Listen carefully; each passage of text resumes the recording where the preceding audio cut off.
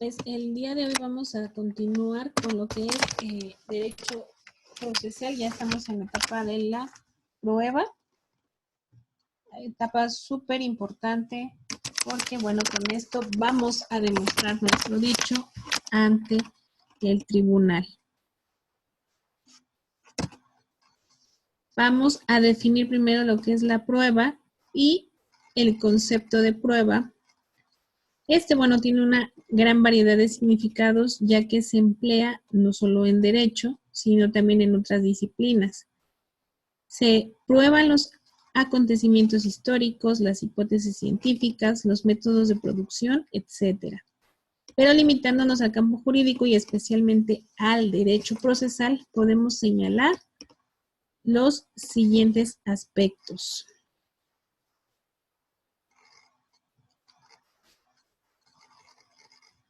Vamos a señalar que la palabra prueba se emplea para designar los medios de prueba. Esto es, los instrumentos con los que se pretende lograr el cercioramiento del juzgador acerca de los hechos discutidos en el proceso. Así se habla de ofrecer las pruebas de la prueba confesional, la testimonial y las que vamos a ir redactando una por una. Los principios rectores de la prueba nos establecen precisamente estos que podemos ver. Que el primero sería el concepto de prueba. ¿Qué es la prueba? Pues la prueba es precisamente esa definición que acabamos de hacer, que es aportar al juez estos objetos. Pueden ser personas, pueden ser documentos, pueden ser estudios para mostrarle al juez nuestro dicho. El objeto de la prueba, la carga de la prueba, a quién le corresponde demostrar el dicho, el procedimiento probatorio, la valoración que le va a dar el juez a cada prueba y los medios de prueba.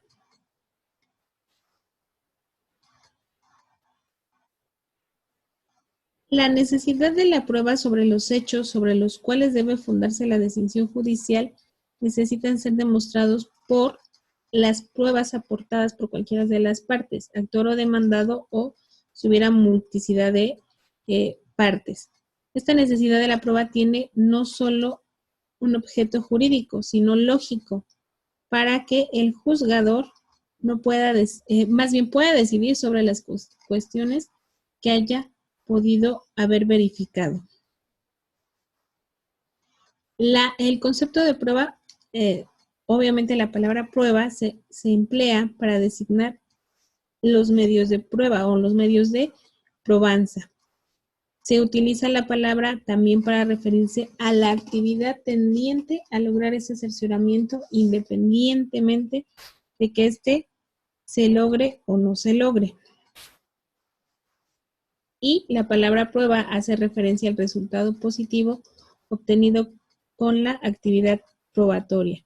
Es decir, dicen, yo te lo pruebo, estás afirmando que estás demostrando ese hecho o ese dicho.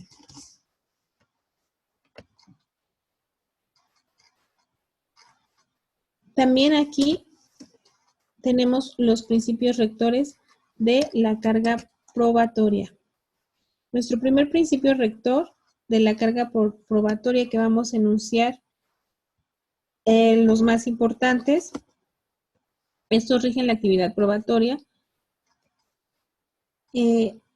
Vamos a ver la necesidad de la prueba. Los hechos sobre los cuales debe fundarse la decisión judicial necesitan ser demostrados por las pruebas aportadas, como lo mencionamos, por cualquiera de las partes hacia el juez. Esta necesidad de la prueba tiene no solo un fundamento jurídico, sino lógico, que es lo que les había yo comentado. Inclusive en un procedimiento personal, pues lo que vamos a querer es esa demostración de ese hecho que estamos diciendo o de ese hecho que nos están diciendo, que nos pruebe lo que están comentando, lo que nos están afirmando o bien lo que nos están negando. Otra necesidad de la prueba es la prohibición de aplicar el conocimiento privado del juez sobre los hechos. El juzgador no puede suplir las pruebas con el conocimiento personal o privado que tenga de los hechos, porque en este caso sustentaría su dicho en solamente una discusión por las partes y un conocimiento privado. Y porque también vimos o ya es de nuestro conocimiento que en caso de que un juez tenga conocimiento previo y forme parte interesada, pues se tendría que desistir de ese procedimiento. Asimismo, la prohibición de aplicar el conocimiento privado del juez sobre los hechos, la adquisición de la prueba, que es esta actividad probatoria no pertenece a quien la realiza, sino más bien se considera propia del proceso, por lo que debe tenerse en cuenta para determinar la existencia o, en su caso, la inexistencia del hecho a que se refiere. Otra necesidad de la prueba es la contradicción, precisamente de esa prueba.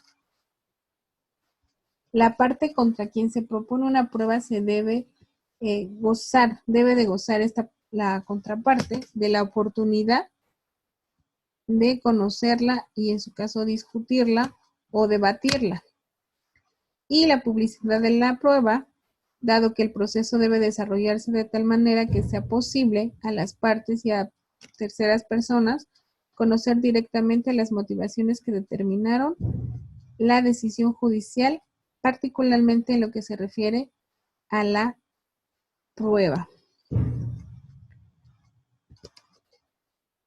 Ahora bien, ¿quién tiene la carga de la prueba? El actor, el demandado, ambos. La carga procesal es una situación jurídica instituida en la ley, consistente en el requerimiento de una conducta de realización facultativa normalmente establecida en intereses del sujeto propio y cuya omisión trae aparejada una consecuencia gravosa para él. A través de la carga de la prueba se determina a cuál de las partes se dirige el requerimiento de proponer, preparar y aportar dichas probanzas dentro del proceso. En otros términos, la carga de la prueba es precisa a quien corresponde probar. El que está diciendo, pues lo va a aprobar. Tenemos un principio general del derecho que dice, solo el que afirma tiene la carga de probar y no así el que niega. Si yo estoy diciendo que lo hice, tengo el derecho tengo más bien la obligación de probar que lo hice. El que dice, no, yo no lo hice, no tiene, en teoría, la carga de demostrar que no lo hizo porque es una acción negativa, lo está negando. Sin embargo, tenemos estas tres excepciones, que es cuando la negación envuelva la afirmación expresa de un hecho. Consideramos aquí que no es posible que haya una afirmación y negación expresa al mismo tiempo. Sin embargo, se estima probable esta hipótesis a que se refiere la negación, ya que envuelve la afirmación implícita de un hecho diverso. Sin embargo, es posible que al negar un hecho se afirme expresamente que éste ocurrió de otra forma. Negamos uno y afirmamos otro. Otra de las excepciones es cuando se desconozca la presunción legal que tenga en su favor la contraparte. En este caso, esta hipótesis se refiere a las presunciones legales relativas que admiten prueba en contrario y tienen como consecuencia invertir la carga de la prueba. No corresponde probar a quien afirma un hecho que la ley presume, sino al que lo niega. Y cuando la negativa sea elemento constitutivo de la acción. En este caso, habrá que atender en cada caso al tipo de pretensión. Por ejemplo, quien haga valer una pretensión reivindicatoria deberá probar la no posesión del bien reclamado, es decir, está probando un hecho negativo. El objeto de la prueba. Si se ha definido la prueba como la obtención del cercioramiento del juzgador acerca de los hechos necesarios para que puedan resolver el conflicto sometido a proceso, resulta lógico considerar que el objeto de la prueba, es decir, lo que se prueba, son precisamente el hecho que debe verificarse y sobre el cual vierte el juicio. Los hechos están sujetos a prueba, el derecho no lo está. Vamos a probar nosotros la parte de la demanda cuando vimos la estructura de la demanda, la parte en la que voy o declaré mis hechos es la parte que voy a probar. El derecho, por su parte, no se prueba. Es decir, la parte en la que nosotros establecimos las leyes y establecimos la jurisprudencia, pues no se va a probar, queda a criterio del juez.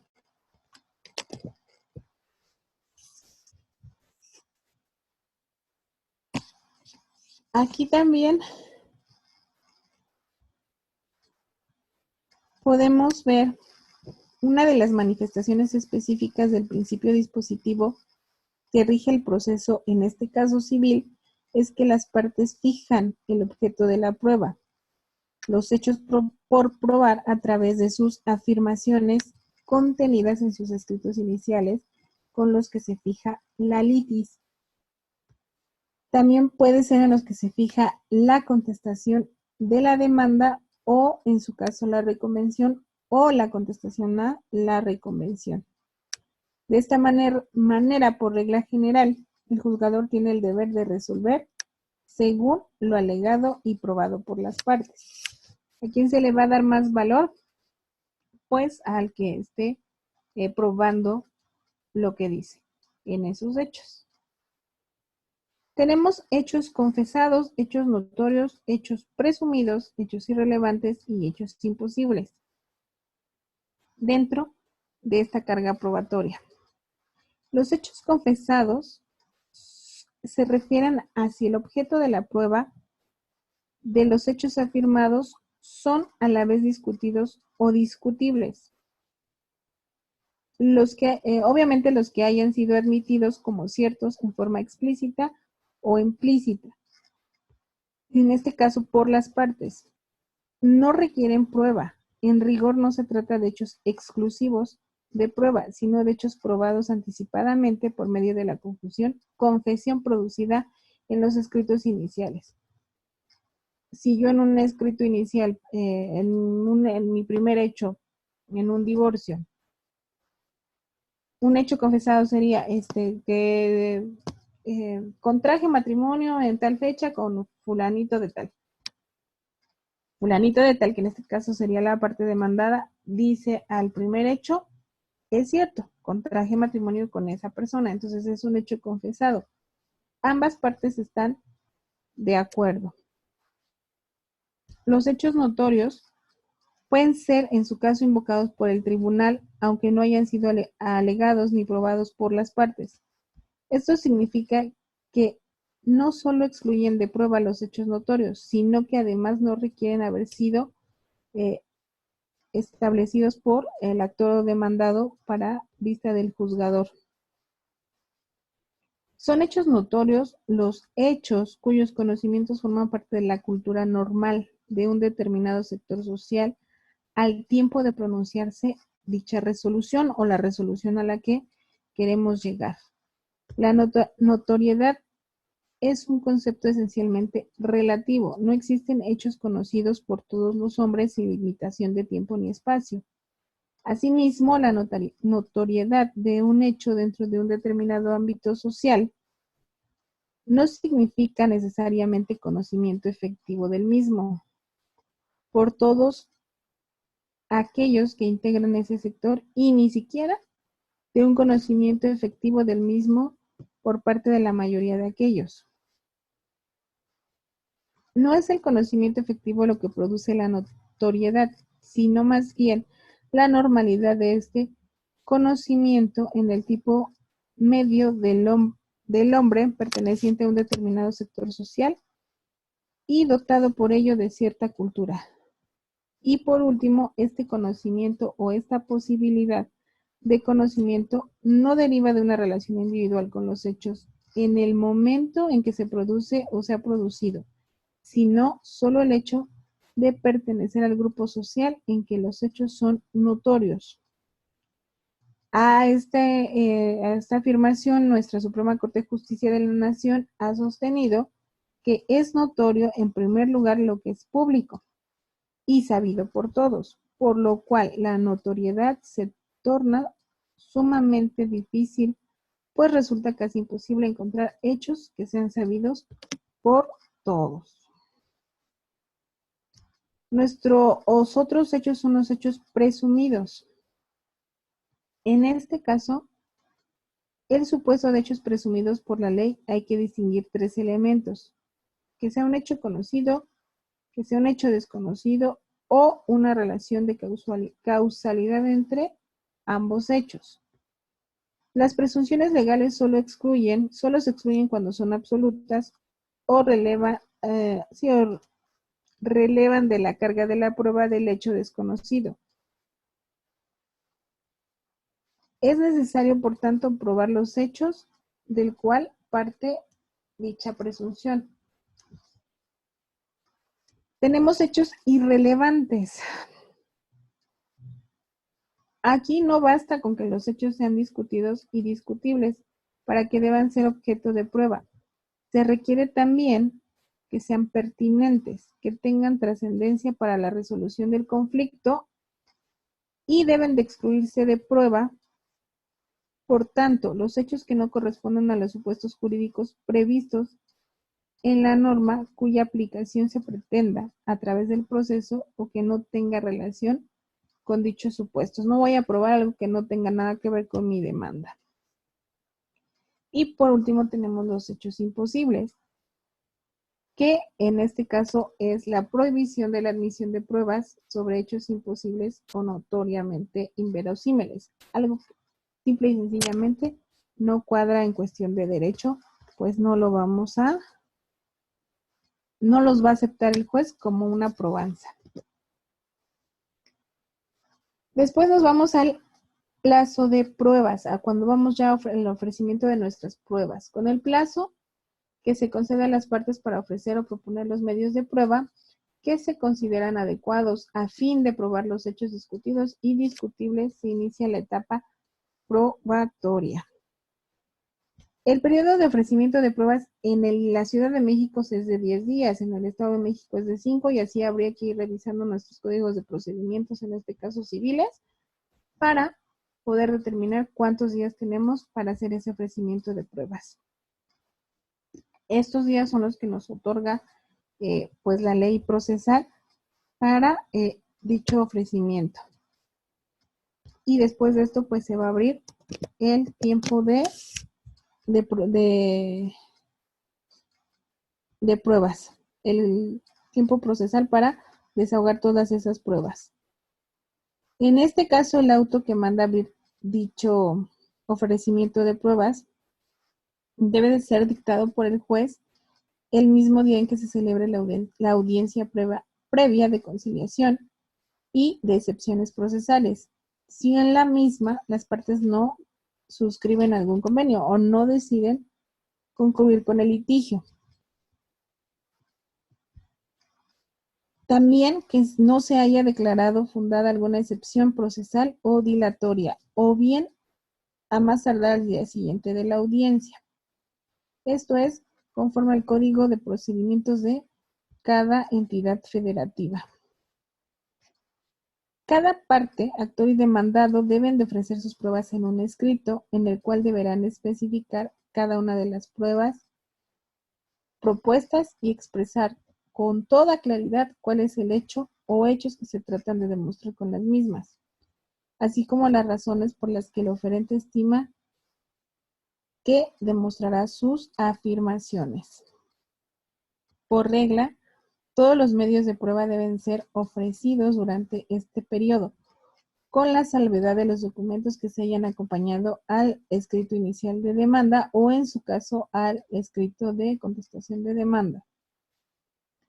Estos pues no requieren ser ofrecidos nuevamente y la prueba confesional también se presenta en el escrito inicial de demanda,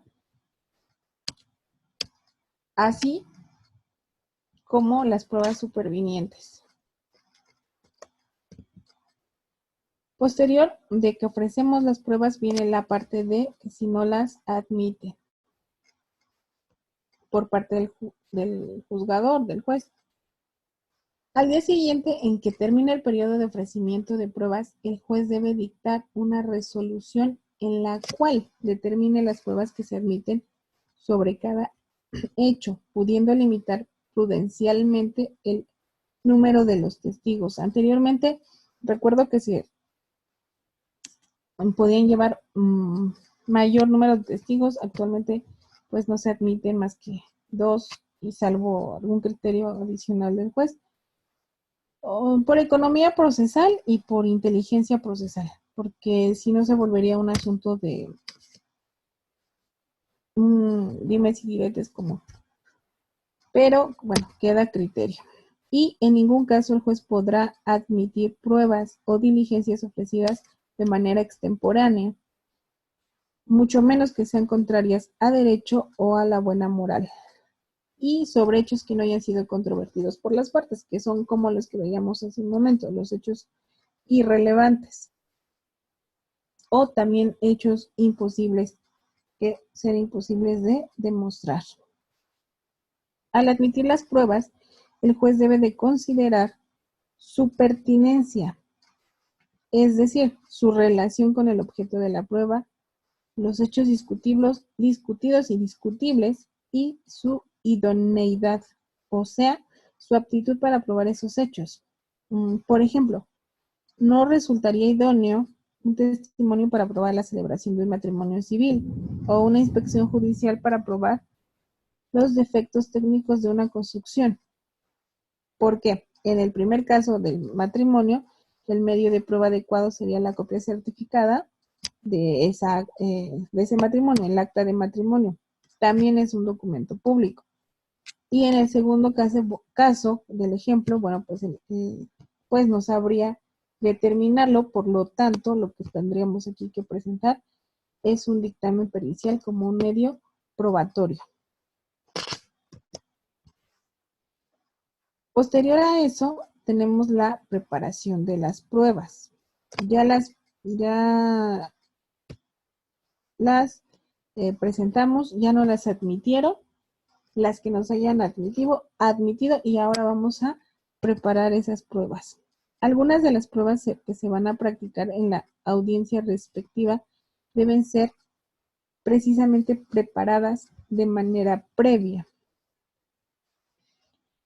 antes de la celebración de la audiencia.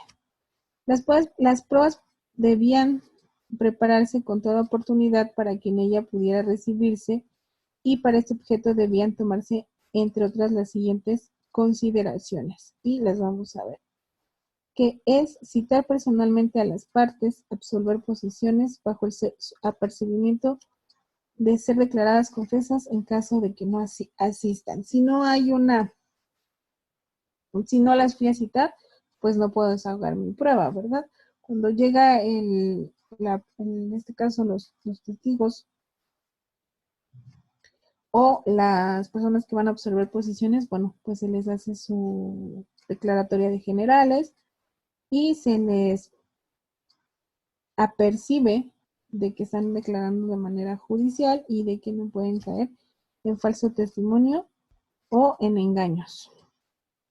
También tenemos que citar a los testigos y a los peritos bajo el apercibimiento de multa o de ser conducidos por la policía, a no ser que la parte que le ofreció se hubiera comprometido a presentarlos en la audiencia, pero si no, pues hacerles del conocimiento y citarlos.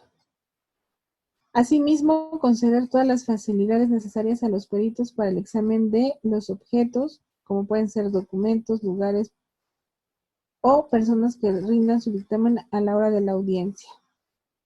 Le vamos a dar, por ejemplo, una prueba grafoscópica que le va a llevar un perito, pues aquí le vamos a dar esa facilidad o le vamos a pedir al juez que le dé la facilidad pues a nuestro perito de que vaya a hacer su estudio de ese documento, de esas firmas, su estudio pericial.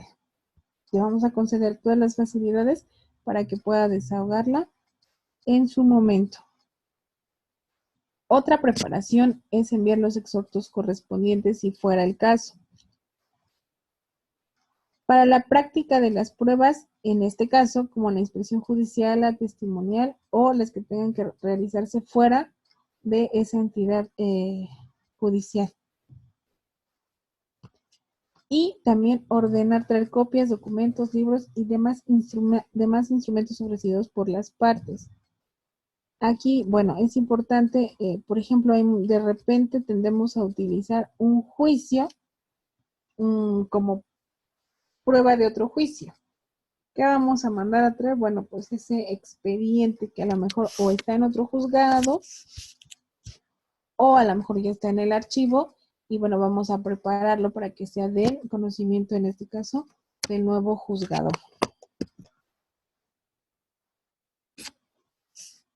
Y tenemos los medios de prueba. Y los medios de prueba son los instrumentos con los cuales se pretende lograr el cercioramiento del juzgador sobre los hechos objeto de la prueba. Estos instrumentos pueden consistir en objetos materiales, como por ejemplo documentos, fotografías, inspecciones judiciales, etcétera. O en conductas humanas realizadas en ciertas condiciones, como declaraciones, testigos o lo que comentábamos hace un momento, dictámenes periciales. Tenemos estos medios de prueba admitidos de manera general. Tenemos, los voy a comentar de manera general y les vamos a ir determinando uno por uno. Tenemos los documentos públicos y privados, los dictámenes periciales, el reconocimiento o inspección judicial, el testimonio de terceros, las fotografías, copias fotostáticas, registros dactiloscópicos y en general todos aquellos elementos aportados por los descubrimientos de la ciencia, que es donde vendría la parte pericial, la fama pública, las presunciones y los demás medios que produzcan convicción en el juzgador.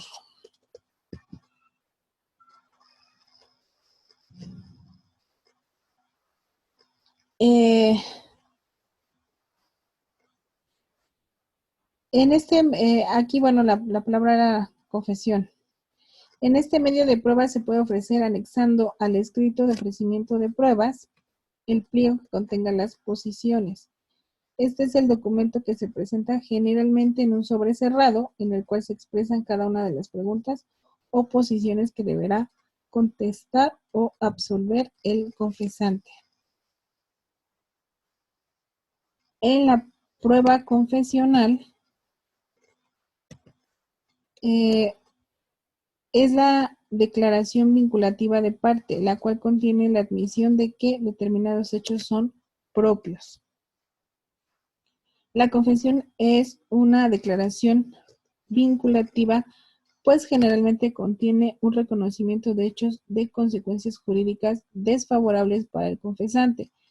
Es también una declaración de una de las partes del juicio, lo cual la distingue del testimonio, que es una declaración por un tercero ajeno a dicha controversia. Declaración que por otro lado no tiene el carácter de vinculativo, como en el de la confesión. Y por último, la confesión debe referirse a hechos propios, es decir, a hechos en cuya ejecución haya participado de manera directa. Tenemos la clasificación que hacen nuestros autores o nuestros eruditos en materia jurídica, que clasifican a la confesión en dos grandes grupos, la judicial que determinan que es aquella que se practica en un juicio ante un juez competente y con las formalidades establecidas en la ley, y la extrajudicial, que es la que se hace fuera del juicio ante un juez incompetente o sin cumplir las formalidades procesales.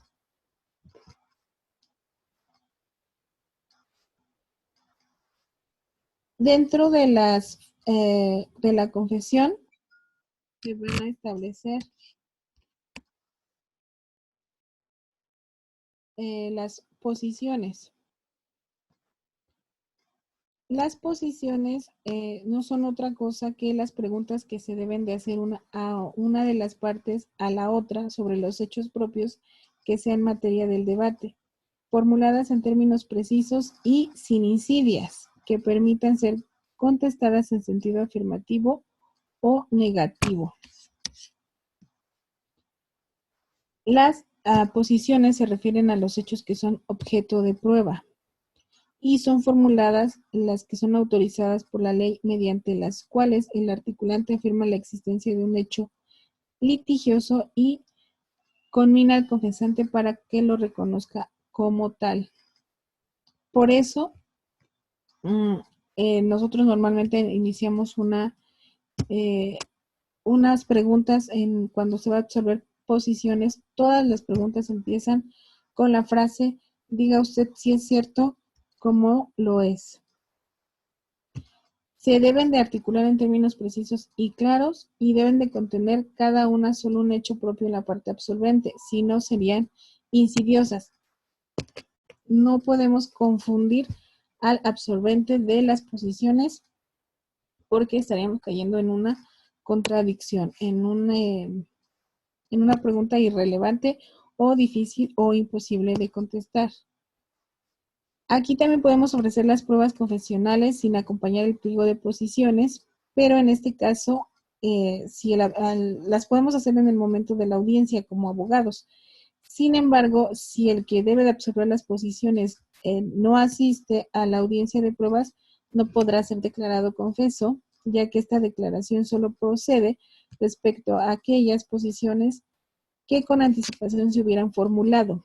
Esto significa que el pliego de posiciones no se presenta antes de la audiencia y la parte citada a confesar no comparece a ella. En este caso, pues el juez no podría aprobarlas porque son verbales y por lo tanto no lo podría declarar confeso.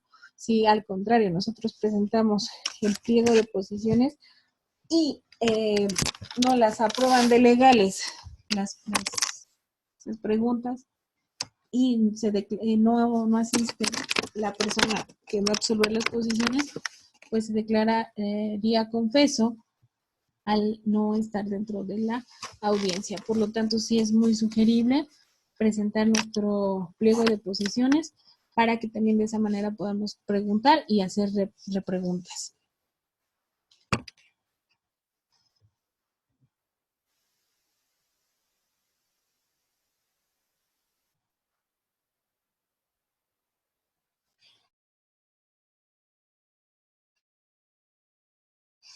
Y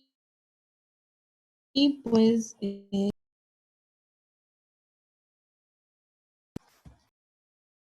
me escuchó, profe? No, Lick, ¿me dijo algo? Sí, que si ya tengo que salirme de mi clase. Ok, es decir que ya viene la de Aspen. Y si ya, entonces voy a cortar la grabación, Lick. Sí, gracias, Lick. Nos vemos. A ustedes seguimos en contacto, muchas gracias.